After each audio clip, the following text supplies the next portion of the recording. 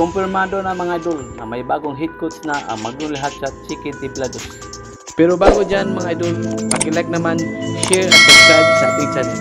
Kinumpirma mismo ni SMC Sports Director Al Francisco mga idol na si LL Tenorio na ang papalit sa pisto ni Chito Victilero after 9 years as a head coach ng Magnolia.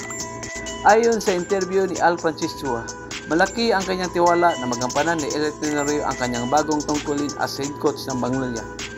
Kasi nakita niya ang leadership ni LL Tenorio sa kanyang mga nilarang team sa PBA at binigyan din niya ng freedom na mamili kung sino ang makakasama niya sa kanyang coaching staff.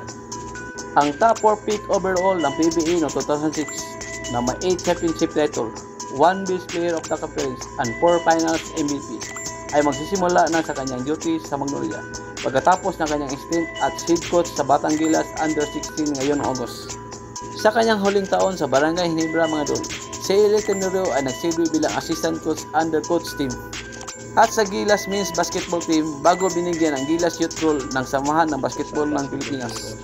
Bago pa mag-take over si LA sa Magnolia mga idol, ang Hotshots ay naging perennial playoff contender ngunit isang championship lamang ang nabinalo, ang 2018 Governors Cup. Matapos makuha ang huling Grand Slam ng Purefood franchise under coach team noong 2013 to 14 season. At palagi nilang intro boys ang lakas sa elimination run pero nalalaglag pagdating sa playoff o semifinal. Hilap silang ma-sustain ang kanilang momentum. Nitong katatapos lang na 2025 Philippine Cup mga idol, naging twice to beat advantage ang Magnolia.